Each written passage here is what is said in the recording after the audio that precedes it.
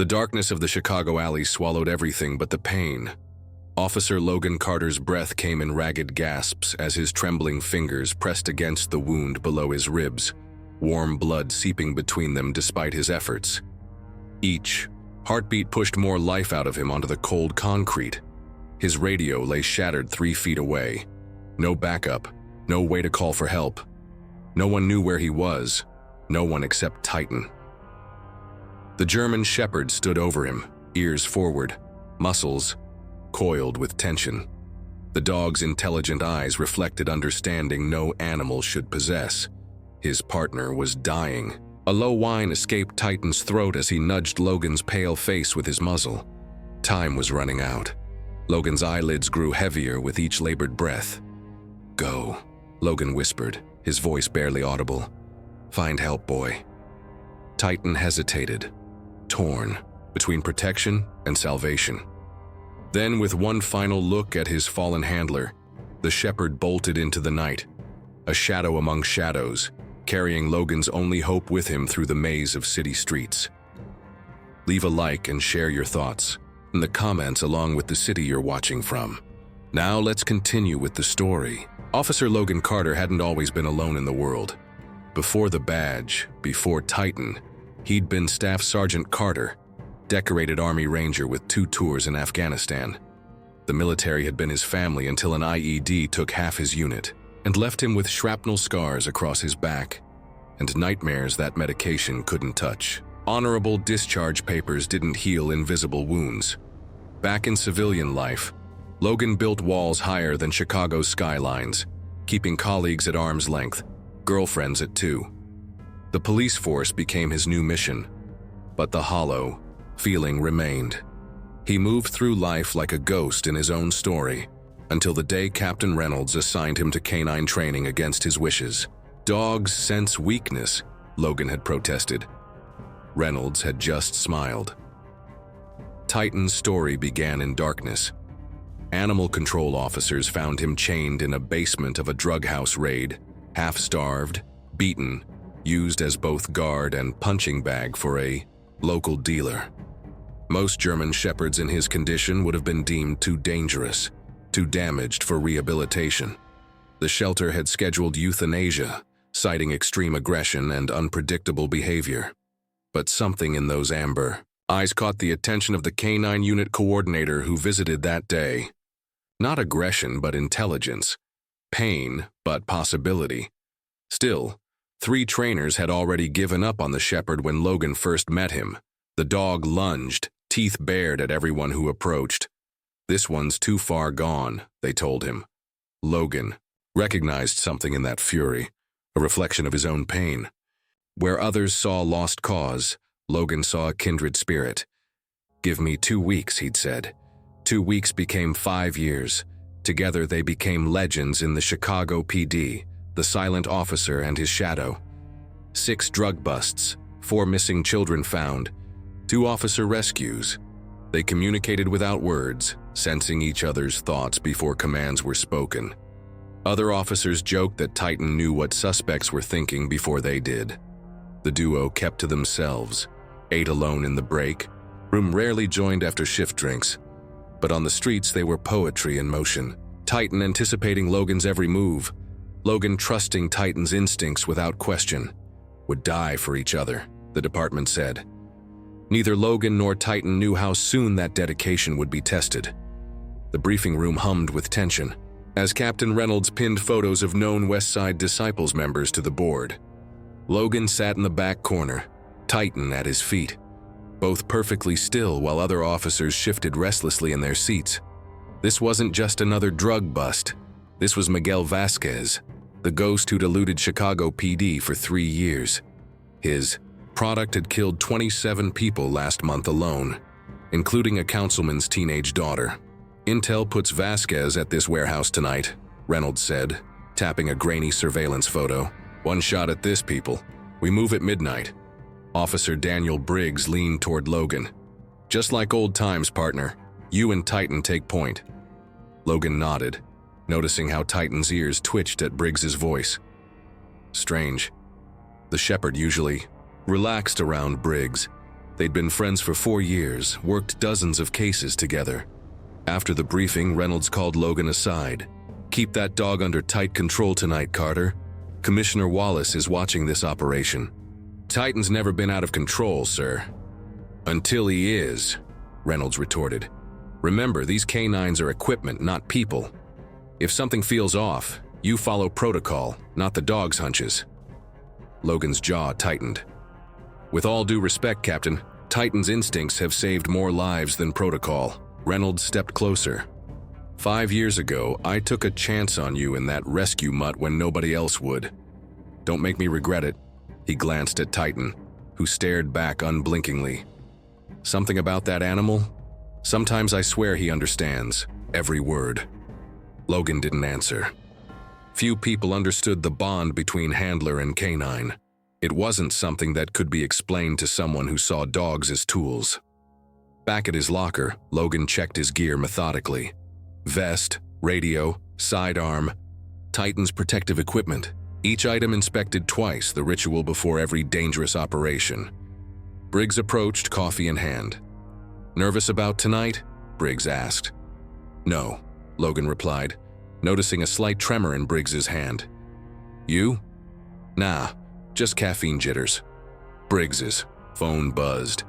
He checked it, face tightening momentarily. "Gotta take this. See you at staging." As Briggs hurried away, Titan growled softly.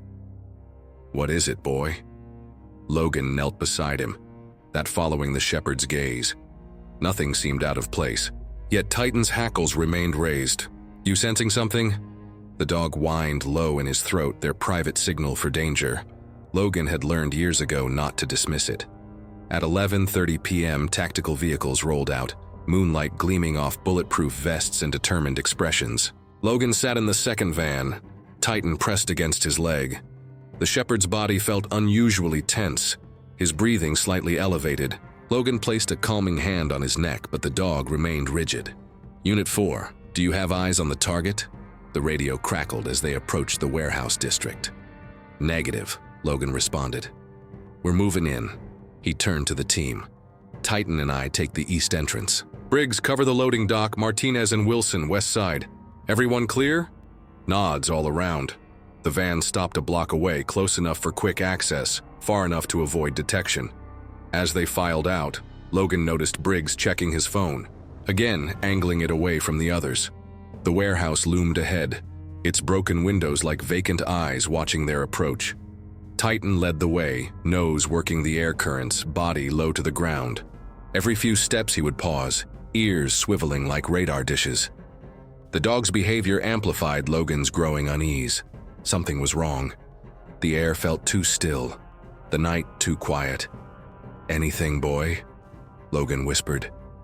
Titan's ears twitched, head turning sharply toward the east entrance. Not aggression, confusion, as if something didn't match what his senses were telling him. Logan tapped his radio. "Briggs, what's your position?" "Static." Then, almost at the loading dock, all clear so far. "Martinez?" "West entrance secured, no movement."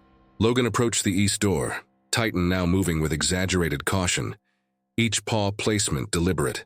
Through his earpiece, Logan heard the controlled breathing of his team, the soft rustle of tactical gear. He counted down silently, 3, 2, 1, then nodded to Officer Wilson, who eased the door open. Darkness greeted them. The expected guard was absent. The interior space appeared empty of life, dust motes floating in the beam of their tactical lights. Titan's posture changed instantly, head low, tail straight, body vibrating with tension. "Something's off," Logan whispered into his radio. Titan signaling, "Everyone hold position." "Negative," came the captain's voice. "We proceed as planned. We're committed." Logan hesitated, torn between orders and instinct. Titan had never been wrong. Moving in, he finally responded, giving Titan the command to advance. The shepherd prowled forward, nose testing the air, leading them deeper into the warehouse. Logan followed, senses hyper-alert. The silence felt like a physical weight. "East section clear," he reported after checking the first area. Moving to central space, that's when he noticed it. The faint chemical smell beneath the dust and mildew. Not the expected odor of drugs, but something else. Something out of place. Titan froze suddenly, a low growl rumbling in his chest. "Fall back," Logan ordered into his radio. "Something's not." His words died as a figure materialized from behind a stack of crates. Not Vasquez, not a gang member. It was Briggs, pistol drawn, eyes cold in the beam of Logan's flashlight. "Briggs, what are you doing here? You're supposed to be at the loading." "Doc, change of plans, Logan." Briggs' voice sounded different, harder. "Drop your weapon, call off the dog." Confusion gave way to horrific understanding as more figures emerged from the shadows. West Side Disciples members, all armed. The entire operation was a setup. "How long?" Logan asked, mind racing through options. "All bad." "Long enough. The money's good. Better than a cop's pension." Briggs gestured with his gun. "Nothing personal. Just business." Titan's muscles bunched, ready to launch at Briggs, but Logan kept him steady with a hand signal. 5 armed men, no way out. The radio remained silent. Had the others walked into similar traps? "The captain will figure it out," Logan said, playing for time. "You won't get away with this." Briggs laughed. "Reynolds is old school. Trusts his officers. By the time he realizes what happened, we'll be long gone. Now drop your weapon, or I drop." Logan slowly lowered his gun, mind frantically searching for an escape. As his weapon touched the ground, Titan growled, not at Briggs, but toward the shadows behind Logan. Too late, he started to turn. The gunshot echoed through the warehouse. Fire exploded in Logan's side just below his protective vest. He staggered, hand clutching at the spreading wetness. Titan erupted into action, lunging toward the shooter as more gunfire erupted. Logan fell to his knees, the world tilting sideways. Through fading consciousness, he saw Titan fighting, heard shouts and running feet. Then strong jaws carefully, dragging him toward the door. The German shepherd somehow creating enough chaos to extract his fallen handler. The last thing Logan remembered was the cold night air on his face as Titan pulled him into an alleyway. The loyal shepherd standing guard over him, eyes burning in the darkness. The worst betrayal wasn't the bullet. It was knowing who had fired it. Logan's consciousness ebbed and flowed like a tide, each wave pulling him further from shore. The cold pavement beneath him might as well have been an ocean, his blood the dark water spreading around him. His hands trembled as he pressed against the wound, each breath a shallow, painful victory against the growing darkness. "Titan," he whispered, voice barely audible above the distant sirens that seemed to be heading in wrong direction. The German shepherd whined, nudging Logan's face with his snout, eyes reflecting the streetlight at the end of the alley. The dog's warm breath against Logan's cheek felt like the only heat left in the world. Logan had seen enough gunshot wounds to know this one was bad. The bullet had torn through his lower left side, missing the vest's protection by mere inches. Briggs knew exactly where to aim, the vulnerable area between tactical gear. The thought of his former friend's betrayal sent a different kind of pain through him, sharper than the physical wound. "Dispatch," Logan mumbled into his shoulder mic, but the radio had been damaged in the struggle. Nothing but static answered, "Is call." The night grew colder, each breath more difficult than the last. He couldn't feel his legs anymore, and the numbness was creeping upward. Bad sign. Titan circled him restlessly, alternating between standing guard and returning to nuzzle Logan's face. The shepherd's ears pivoted constantly, tracking sounds beyond human perception. Twice he growled at shadows, positioning his body between Logan and potential threats. But protection wasn't enough. Not this time. "Find help," Logan managed, each word costing precious energy. "Titan, find help." The dog whined, clearly conflicted. 5 years of training insisted he never leave his handler's side in danger. 5 years of bonding made abandonment unthinkable. Yet Titan's intelligent eyes seemed to grasp the terrible choice before him. Stay and watch Logan die, or leave and risk returning too late. Logan's fingers found Titan's thick fur gripping weakly. "It's okay, boy. Go." The shepherd looked down the alley, then back at Logan.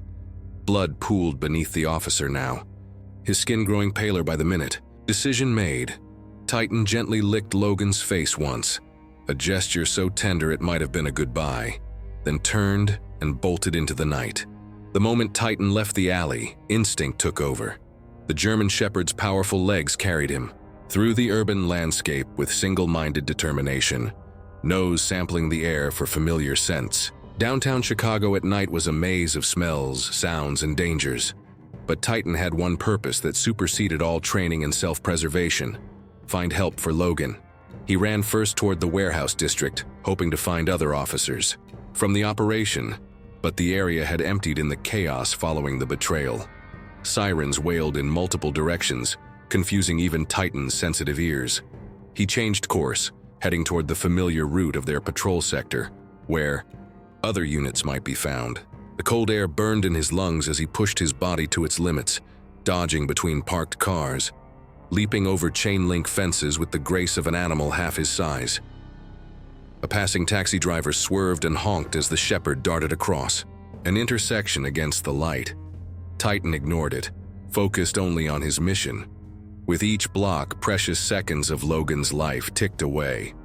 The Shepherd paused at a street corner, ears forward, processing the urban soundscape. Distant shouting, traffic, music from bars, but nothing useful. Then a police siren growing louder. Titan changed direction immediately, racing toward the sound. 2 blocks later, disaster struck. As Titan rounded a corner at full speed, a startled homeless man swung his shopping cart defensively. The metal frame caught the Shepherd mid-stride, sending him tumbling across the sidewalk with a yelp of pain. Titan struggled to his feet, favoring his right front leg. A less determined animal might have stopped, but the image of Logan bleeding in the alley drove him forward, limping but still running. The pain in his leg grew worse with each step, but Titan pushed through it, his pace slowing but determination undiminished. The siren he'd been following faded. The patrol car had moved on, opportunity lost. Titan changed tactics, heading for the one place he knew would have officers, the precinct. It was 20 blocks away, an impossible distance given his injury, but the Shepherd ran on. 17 blocks later, Titan's strength was failing. His injured leg could barely take weight, his breathing ragged, foam flecking his muzzle. But then, a miracle. A familiar scent caught his attention, pulling him down a side street toward a 24-hour diner. Officer Daniel Martinez sat in his patrol car, finishing paperwork while on his dinner break. The last person he expected to see was Titan, running toward him with a pronounced limp, no handler in sight. Titan?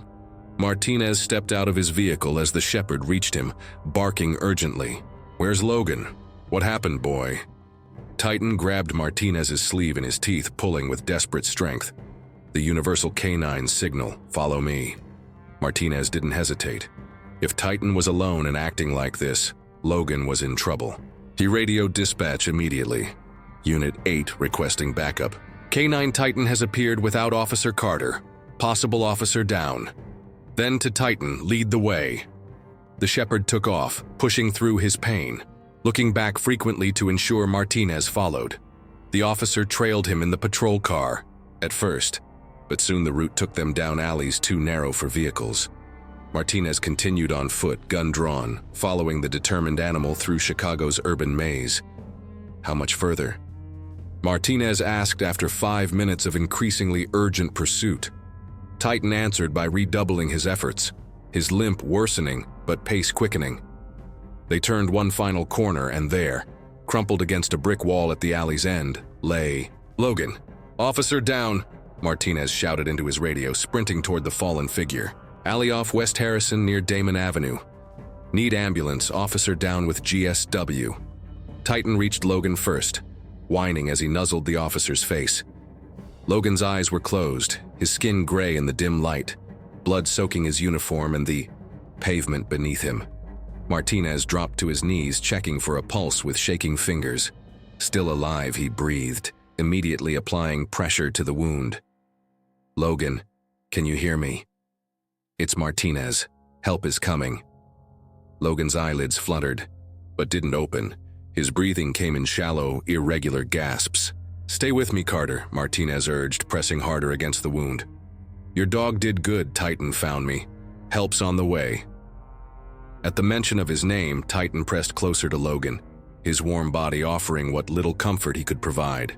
The shepherd's mission was complete, but the night's ordeal wasn't over.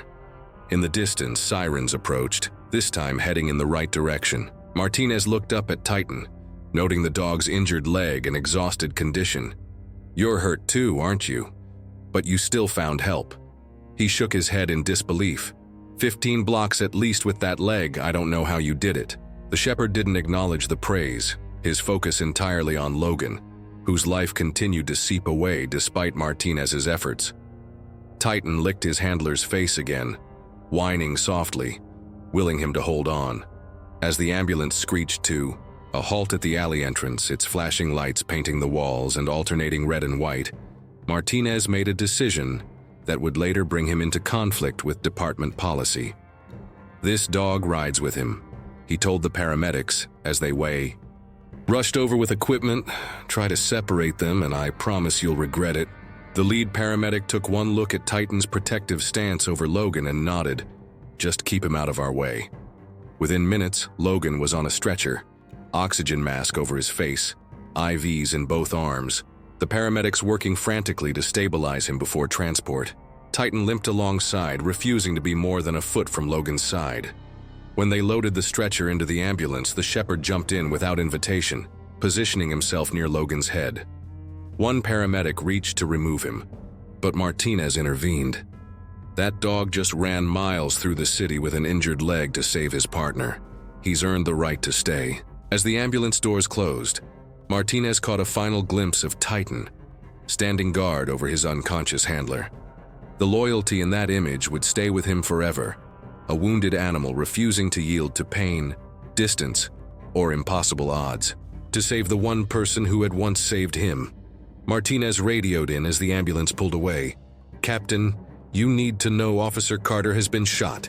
Condition critical, and something else. Titan is injured too." Back in the ambulance, as the paramedics fought to keep Logan alive, Titan maintained his vigil.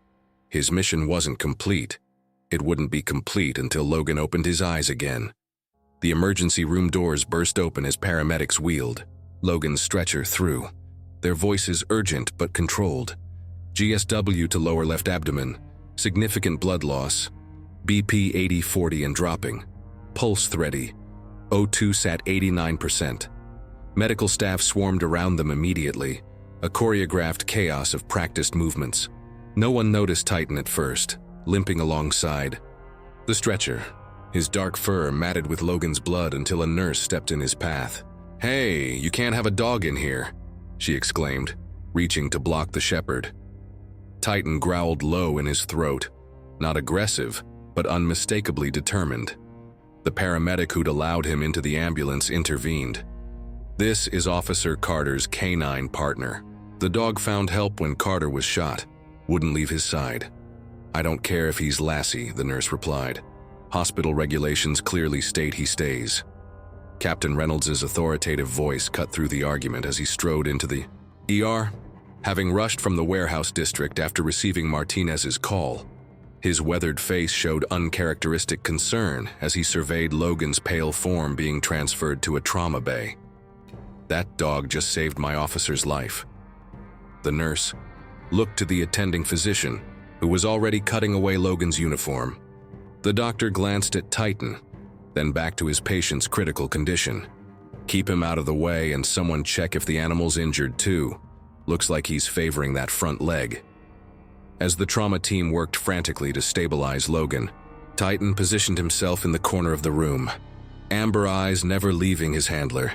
His own injury seemed forgotten as he watched the medical team insert tubes, hang blood bags, and call out vital signs that meant nothing to him, but clearly concerned the humans.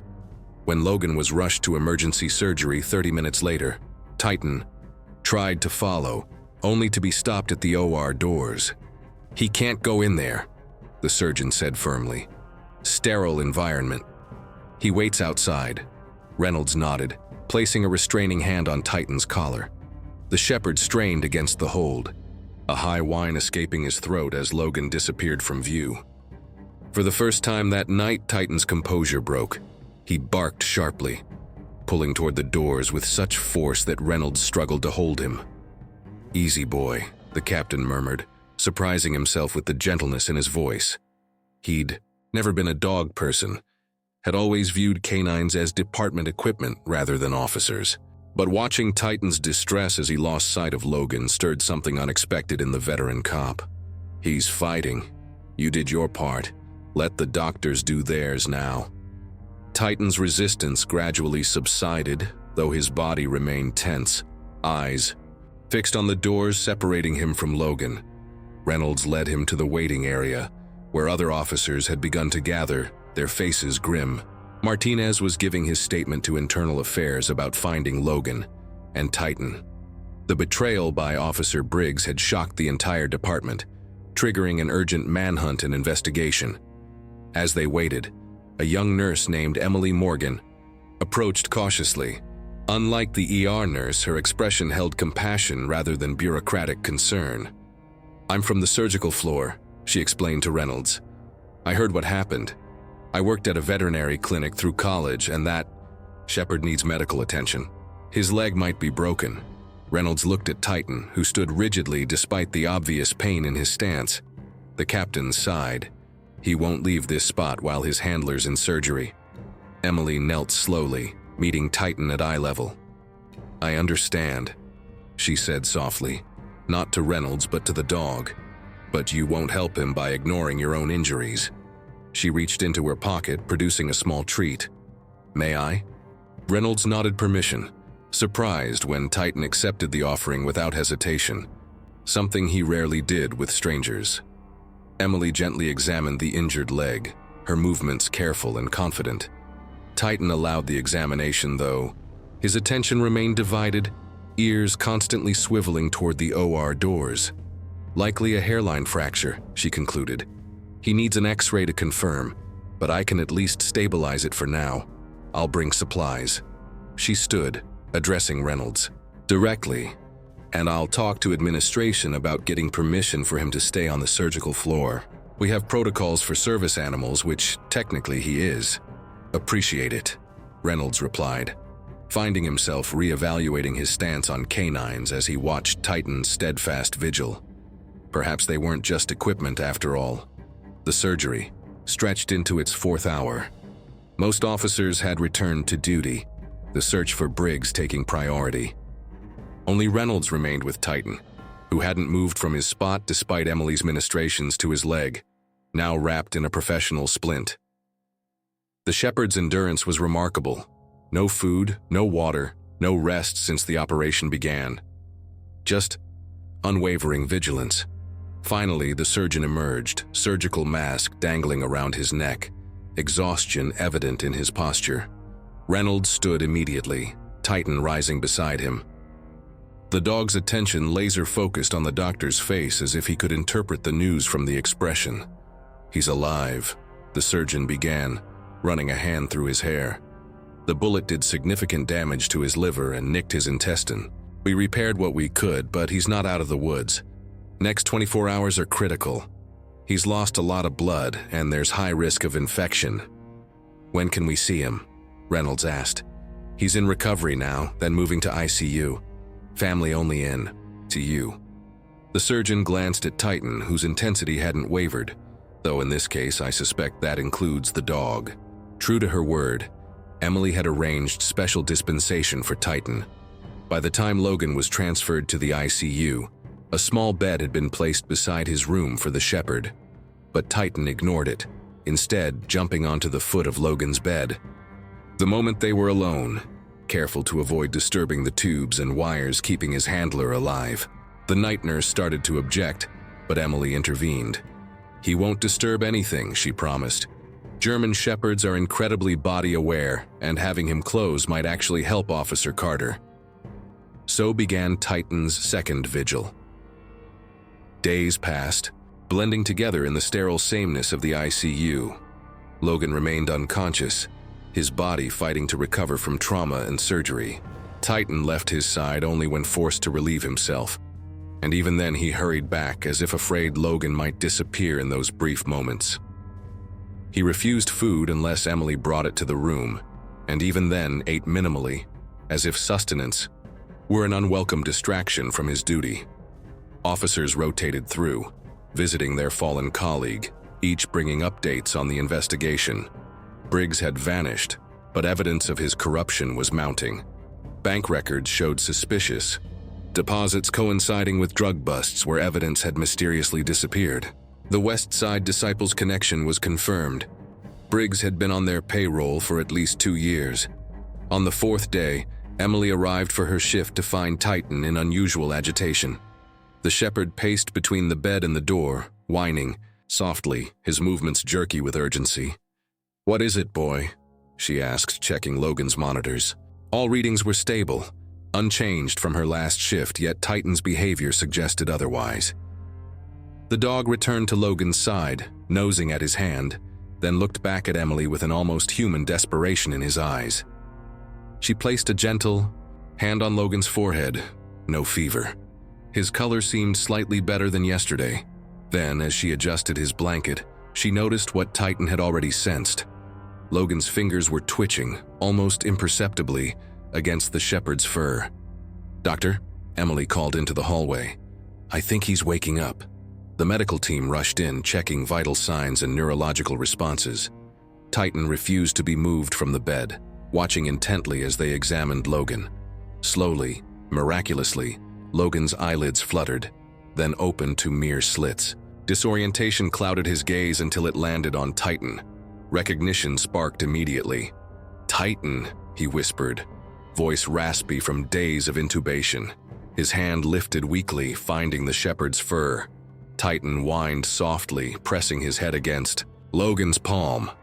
"Officer Carter," the doctor said, leaning into Logan's field of vision. "You're at Chicago Memorial. You've been unconscious for 4 days."